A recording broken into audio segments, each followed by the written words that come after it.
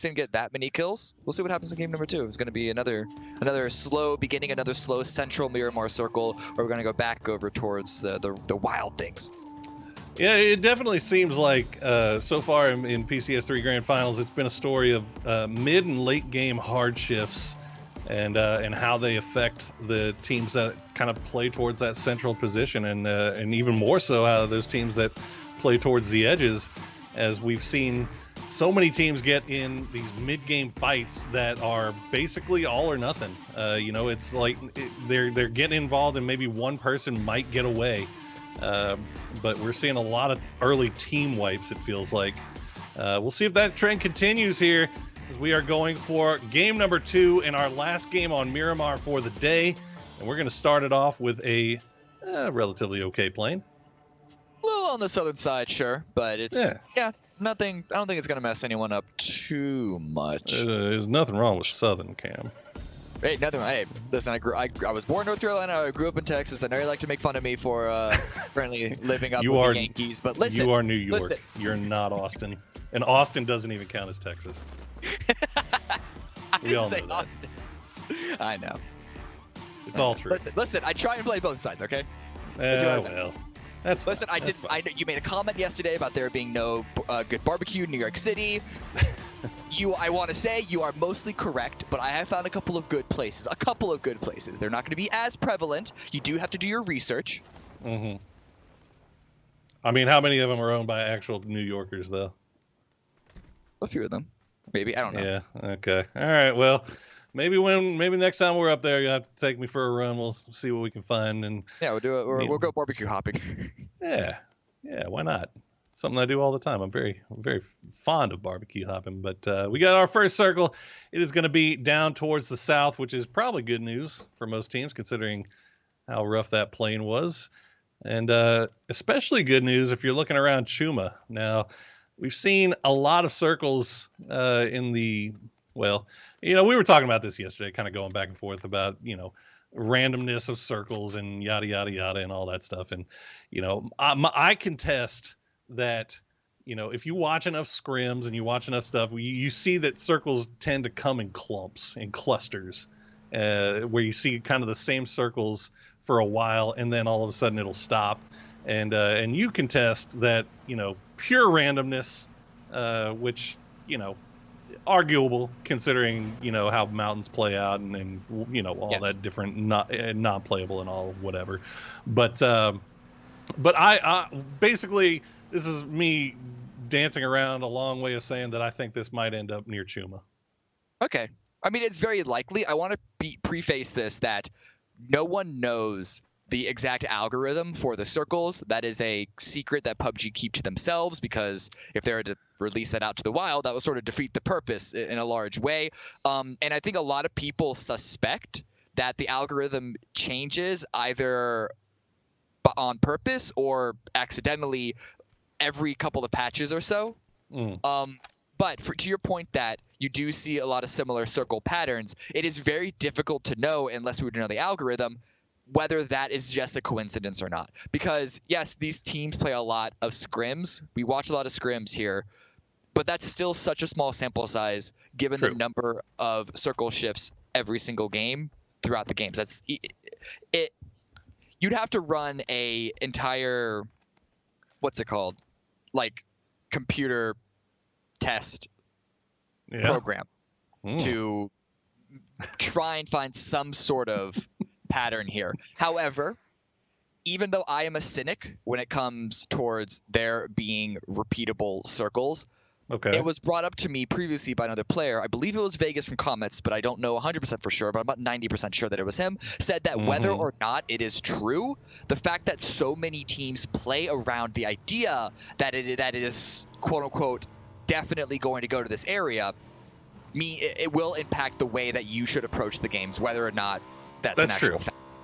I mean, that's kind of what creates the meta, right? Is how these teams decide to play around things. So, despite the fact if everything, these circles always ended around South Los Leones, despite the fact that South Los Leones is on the far western side of the circle, you'd see a lot of teams crashing on the southern part of Los Leones, and everybody playing around that, and the middle of the circle would be empty. But you know what? It kind of doesn't. So the fact that a lot of these have been kind of ending up around Chuma and in points around that area, we'll see most likely a lot of teams heading over towards that area. As you get a little bit of mathematical discussion, you get a little probability discussion with your PUBG today, chat. You love it. 2 people with 0 degrees in statistics and probabilities. So a minor. A minor, and I took 101, so I think we're about even footing here. But actually, interestingly enough, I'm looking at Chuma right I'm nothing now. about that. My statistical software. I can't really tell you about anything other than how to run programs in SPSS and R. That's about all I got. But you can't analyze it. You don't know what they say, but you can get the numbers. Absolutely. Speaking of numbers, Zenith. I don't know. I had no transition really lined up for that one. How about speaking of... No. A bit low? Yeah, we'll take it. 8th? They were 28 points overall? Right? Yeah. They're 28 points, 23 off of kills. Yes. That's a good sign for their kills being there, but after this many games, you have to wonder why haven't they had even 1 or 2 solid placement point games? What is really keeping them from making it in towards the end game? We've seen the numbers across the board bump up, and even when you're looking at Shinboy, who by my reading was sort of the big stinker from group stage. He was one that had a difficult time bringing up those numbers, whether that was because he was filling in sort of the support roles, as it were. There's a discussion to be had there, but right now it's actually Roth that is not really delivering on the way that Zenith needed him to in order to succeed at the level that they did. We'll see what they can do this time around. They're able to make their way into Los Leones through Los Leones, I think is their goal, quite evenly. Yep.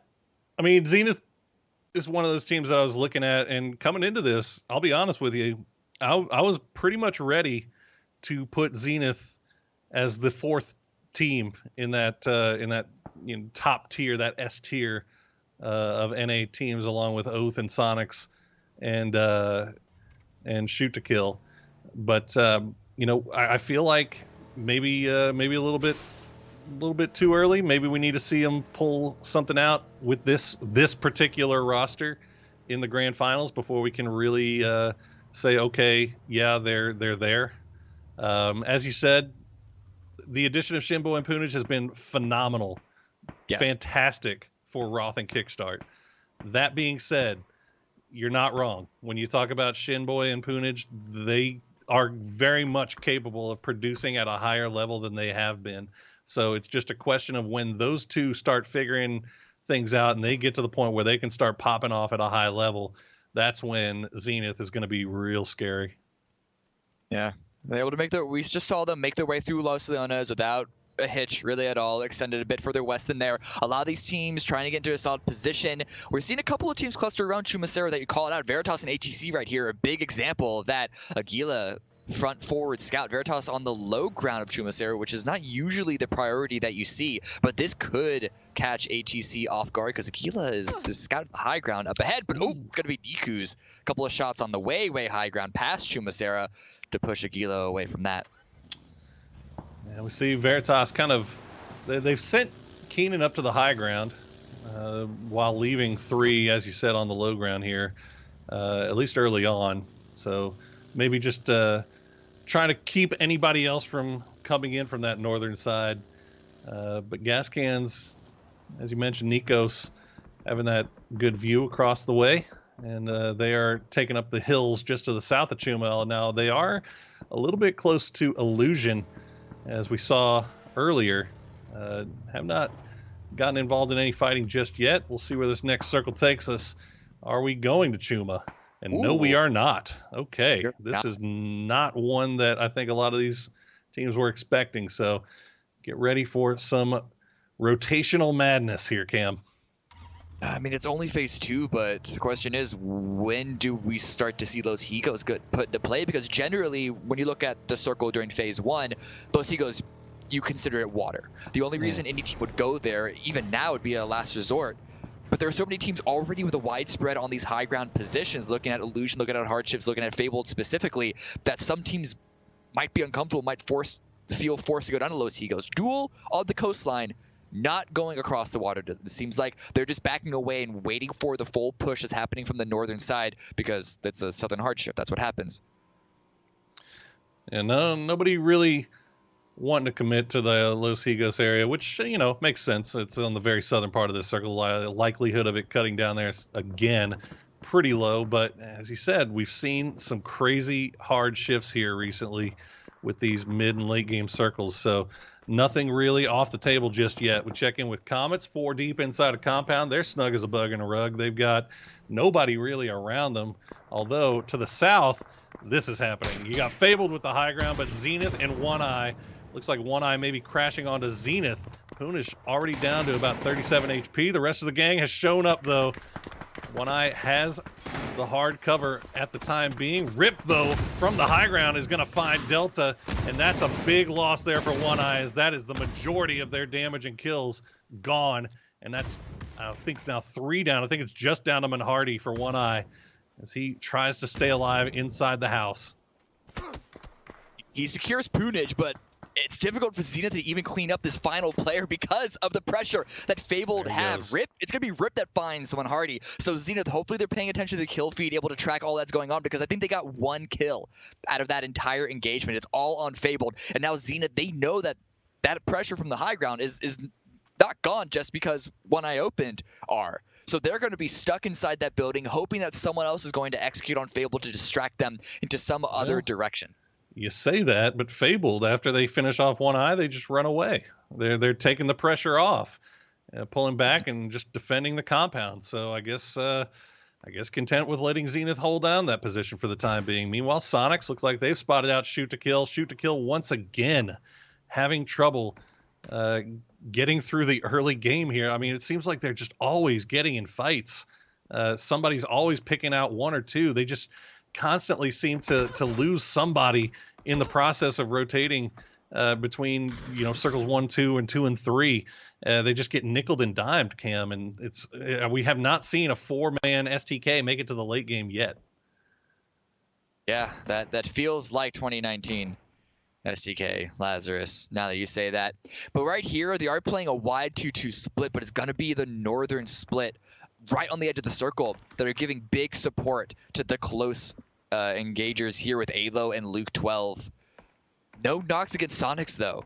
And that's a big problem. I think they were hoping for at least a little more action for the SDK to break into this area, but of all the teams to go up against, it being Sonics, it can be a little bit disheartening. Purdy Curdy's already moving in, but the circle does shift right past them. Sonics still holding the actual border of the next zone against SDK. So the question is, do they want to take this fight against Sonics, against the powerhouse team that they are, or do they want to try and rotate somewhere else, but go into a potential fight with virtually 0 information? And you add on to that, we're just taking a look at Keenan. You can see he's by himself just off to the west of Sonics. Now he's probably going to be joined by the rest of the squad. Fortunately, it looks like Mime has his eyeballs on. He's going to spot out Veritas before they even get on their back door, as we'll take a few shots there from Alo. As STK, like you said, just trading back and forth. Sonics being more of a nuisance to STK than anything right here. I mean, you can tell they have no real intentions of trying to push onto them.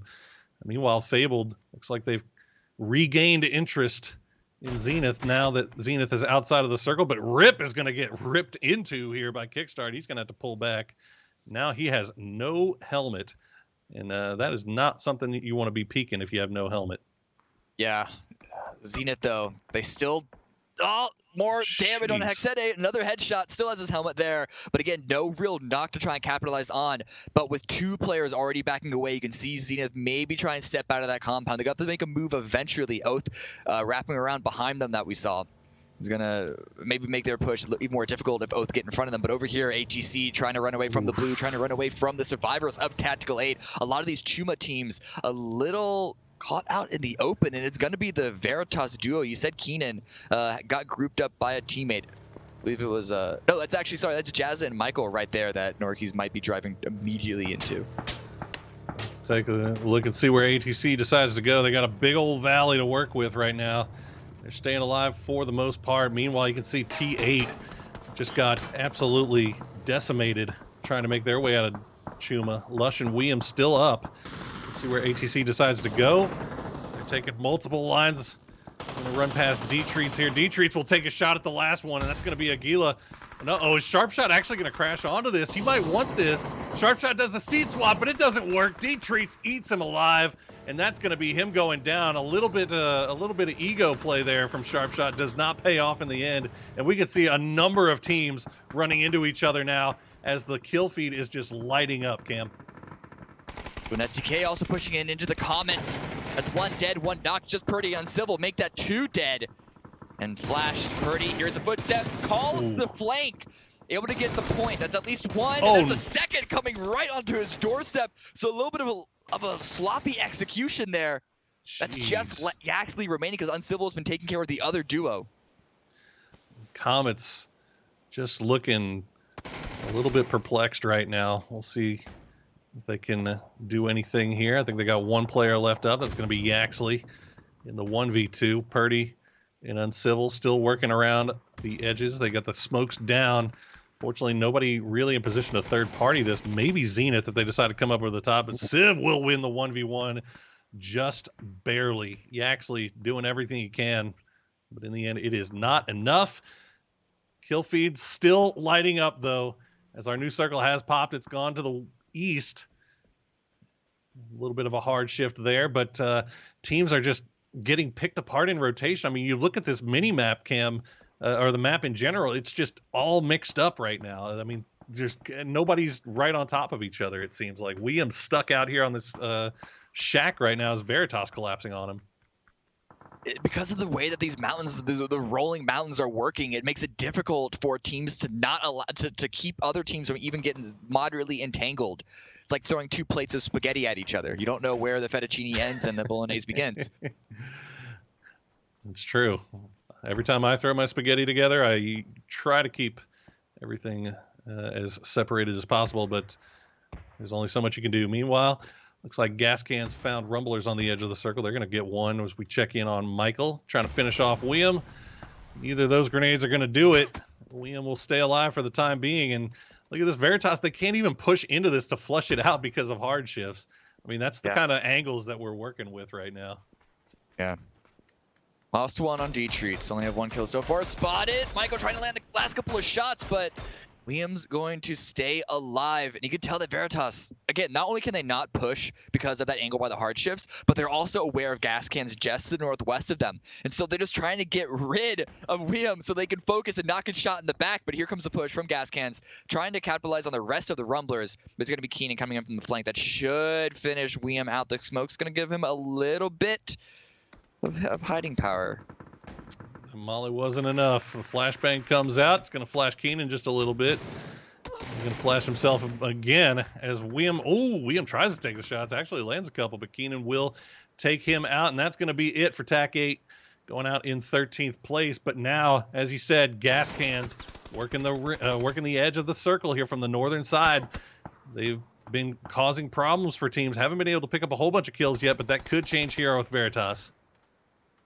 Jazza being down is not a good sign for Veritas. Keenan landed a couple of shots, so he has still a solid angle from that shack. If you can play distraction, allow Michael to be the gut punch unexpected if Gascans don't know where his position is, but they suspect that someone else is still here on the hills. Shots over towards Michael. They know exactly where he's hiding behind. Going to drop a smoke for at least a little bit more cover and going to hope that Gascans just push wildly onto his position to allow him to get a couple of knocks picked up. It's still a precarious situation.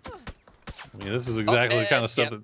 Ooh, Sonic's now finding an angle as Michael gets taken extremely low. The flashbang's coming through. Michael can't see anything, can't hear anything, can't see anything, can't do anything as Gascans comes up over the top. He'll hide under the smoke cloud for right now. He might get a little bit of protection from Keenan, maybe even from Sonics and Hard Shift if he's lucky. Does manage to get the heal off. And now he's going to try to see if he can play the smoke cloud. Looking at the edges, seeing if he can find somebody before they find him. And this has been just a hard push for Gascans. Oh, Michael is finally now knocked by Nuke, who's holding the back line, and now they know where Keenan is. Last player up for Veritas. Gonna have to come up with something huge here. He is inside the circle, so he's not forced to move. The Gascans might not want to make that open valley push that we've seen be so dangerous for Veritas just previously, because Hardships are still holding down the center. Back here towards the southeast side, Zenith took that high ground from Fabled a couple of phases ago.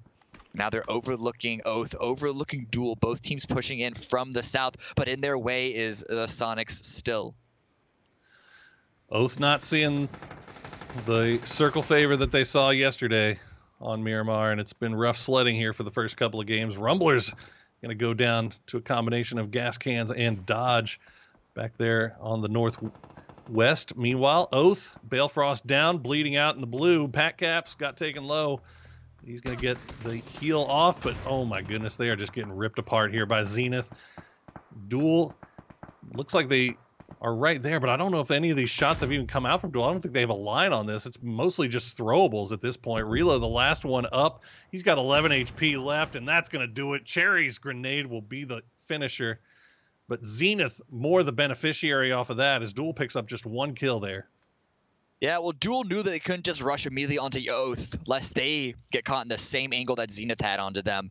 And Lynxy pushing up forward while that was happening, had trust in him to try and get the information play at the start, but Kickstart does spot him out. Can't land the shots, though. Takes half his HP. He's going to throw a grenade out in return. Retaliation is going to be Roth there on the side angle to pop Lynxy out. The rest of Duel, are they in a position to defend him? It looks like they are not, as they just will continue to wrap off to the west, leave Lynxy to die. They realize that they are kind of at a disadvantage in that fight against Zenith, given the terrain. But now Sonics is going to get the interest, or the Zenith will catch the interest of Sonics, rather. H-Win has been spotted out. The Molotov going to go on the ceiling. Not going to do much in the way of damage, but it is going to allow Duel to get right up on top of him. We'll see if H-Win can get any support from his squad mates, but Duel just kind of hiding out in the smokes for the time being, as H-Win will eat the molly, and he's going to go down to Penta. That's going to be it for him. But now Sonics holding ground right now, as they believe are still interested more in Zenith than they are in Duel. Good utilization of smokes there for Duel to get up and take that shack away from H-Win. And so that's going to be the flank position of H-Win completely removed for Sonics. It's just going to be a solid 3 versus 3 of Zenith push onto them. That's not even considering the still alive duo of STK waiting to pounce on this. The shift goes a little bit towards the east. So for these eastern teams, not that bad of a position. It's all going to be pressure on Gascans, Dodge, Illusion, and the remainder of ATC to try and make their way into this circle, and Hardshift should have that angle locked down. So it's really about this fight in the southeast side. There's a pretty good amount of pressure placed on Hardshift now, as they've gotten the compound, they've gotten the circle favor. Now they just need to get the win to get placement points out of this. 9 kills already for Zenith. We'll see if they can do something about Sonics. Meanwhile, ATC, Norcus is just hiding. Danny has no idea that he has a traitor in his midst, but he is going to get a couple of kill steals maybe here onto Illusion, as Illusion had to try to leave their compound, and they run face first into Duel, and they get absolutely destroyed. Hardshift's actually picking up a few of those, so that is great news for them. Ooh, another knock on to Danny G. And all the while, still in the shack. Just sitting there. So if he comfy. recognizes that it's Dodge, if he's paying attention to the kill feed, he could do a lot. The smokes are coming out just in case, I suppose. He's going to drop a smoke. Oh, it's going to be a frag in the zone, but doesn't find anything. And that should give the information towards Dodge that they do have an imposter in their midst. Not sure if they heard the pin pull or if they were just happened to be going down to get the res at the right time, but Norcus's grenade does not come through, and somehow Dodge, they don't look like they're aware at all of this last player, despite the fact that a grenade just landed right on top of them. But they're going to go ahead and push as 4. They've got the smoke wall down, but I don't know, man. It is asking a lot to try to get through there, as Norcus will finally make his way out of the shack. Could he actually steal a couple here? He's trying to get inside, though. Doesn't have the meds for it. Left a little bit too late. Took it a little bit too slow. So Dodge, it didn't really matter in the end that they could smell Norcus through that wall, because they're just getting removed by the Hardships. Too strong of an angle that they had. Gascans, on the other hand, coming in from the similar side, decided to wrap in from the north side. And also dealt a lot of damage to Zenith, who got removed. Now look at the top 4. STK still inside. Sonic still inside with 6 kills. Hopefully, if they get a win, they can get more than that to try and best the kills they got from the previous game. But still, a second top 4 in a row is another good game for them. And the circle continues to shift onto the hard shifts. They've summoned it. They made the prayer circle. They have the salt ring, and it's all coming onto them. Yeah. I want to get a look at Gascans kills right now because they have been dominating on that northern side. Look at that, 9 already in the bank, and they have spotted out STK. We'll see if the duo from STK can survive a little bit longer here, but you know, it's really, when we've talked about Gascans through the group stages, it was really Honey Badger and Voxic, and then Oldless really started to pick things up and has been performing really, really well. And we've kind of been, you know, haven't really talked a lot about Nikos, but it looks like now Nikos also is kind of catching the vibe here as Gascans just continue their just killing spree, trying to play the edge. I mean, this is exactly the style of game that suits Gascans and what they want to do. Yeah, the terrain that this circle ended on made it incredibly difficult for any team to really establish much control. And Gascans, they execute on that all the time. Of course, it's going to be a push into where there is control, and the hardship is going to make it incredibly difficult. They're staying on the high ground, trying to take shots where they can, deal damage where they can. They got to kill onto Tiggleton. It's at least 10 kills. They might have picked up even 1 or 2 more. No, it's just 10 right now. But they have eyes set on STK, eyes set on the remainers of Sonics. It's really hard shifts that they're trying to ignore, and honestly, why wouldn't you do that? That's going to be an incredibly difficult push, but Honey Badger shots onto Mime, gets another knock. The kid is cracked. Mime is down. He's down in the smoke. We'll see if Shrimzy can maybe get this res off. Doesn't look like it. Maluk going to steal that one away, and Shrimzy is just going to stay alive for a little bit here, but Uncivil still trying to do some work for STK, does end up going down in the end, but STK, once again, despite having a really bad circle and just a game that was not looking to go in their favor, they still managed to get to the top 4. They still managed to get a couple of kills. They're getting their points no matter what. And that is bad news for everybody in this lobby because STK, we all know, is a team that can make a big comeback. Yeah, when they're given the opportunity. And there you go. Circle once again, hard shifts, just laughing. Yeah, I mean, they had this next circle shift no matter what because they were dead center with that wide of a hold there. The Gascans still able to make their way inside, still pushing all the way up north, not letting any line of sight from hard shifts come out. And they're going to find an angle that puts them in an itty-bitty pocket of the next circle. This could alleviate some pressure for Shrimzy because the hard shifts, they're calling it. They're rotating all their players up here. Honey Badger with a knock on adjacent is a really good start. And Goose, if he lands it on a Maluk, not able to find those shots like he wanted to. Ooh, and Badger's going to go down to nice shooting from Lobes there. Lobes on the rooftops will find the angle. He's actually going to turn his attention back towards Shrimzy, and that's actually going to cost him as Oldless will find him. And now, all of a sudden, hard shifts been sitting in this compound all game long, and it is a little bit of a scary moment right now as they've got to go for 2 reses. Nikos will actually hard crash into this while Oldless gets the res onto Honey Badger. Gascans using this opportunity to make their way in, and that could be enough. We'll see if they can find the angles, the downs. Looks like hard shifts should be able to get their kills back on. Oh no, Nikos blows him up. Lobes is down with the explosion, and Shrimzy now also serving as a third party, taking a few shots here, but not finding any downs just yet, Cam. This is huge by Oldless to get on the roof there. And the hard shifts hear those footsteps, and that just means that they have 0 room to move comfortably in. We could see a 2-floor heal battle for the final position, and that's not even taken into consideration Shrimzy. But no, the center of the next phase is going to be on a completely different building down towards the south. So if Gascans, if Oldless position on the roof can let them push down there, if they have a couple of smokes to do so, take that little shack that I believe it was Maluk had to retreat from to get those revives, they could hold hard shifts out of this. But hard shifts now, they're just waiting for Gascans to make a move. Gascans are a very, very aggressive team, but they're also a smart team. They know when the time is right. So you can see they understand that this is a long building. Long buildings are scary. You don't want to push long buildings unless you absolutely have to. I'll leave Oldest on the roof right now, but Badger and Nikos will work the angle. They are still somewhat concerned about Shrimsy, because Shrimsy has done his best to make his way up to this compound and will hide for right now. And Badger, this is good stuff from Badger. Yeah. Who needs smokes when, well, you can just army crawl your way. Hold down center position of the circle, have Niku's and Oldless holding down any sort of retreat from the hard shifts, and Shrimsy making his way into this double building. I feel like Gascans don't know that this area was clear, or at least we're not 100% sure that that double story was clear. You can see them peeking that, and that might be the reason why Oldless on the roof wasn't peeking over to Maluk's position. But now a couple of smokes coming out from hard shifts could give the play a spot. Gas and hard shift spotting each other, and Shrimsy pushing forward as well, trying to take full advantage of what he can. Might catch Maluk out, but Maluk hears something, or senses something. Oh! Does get Shrimsy in the end.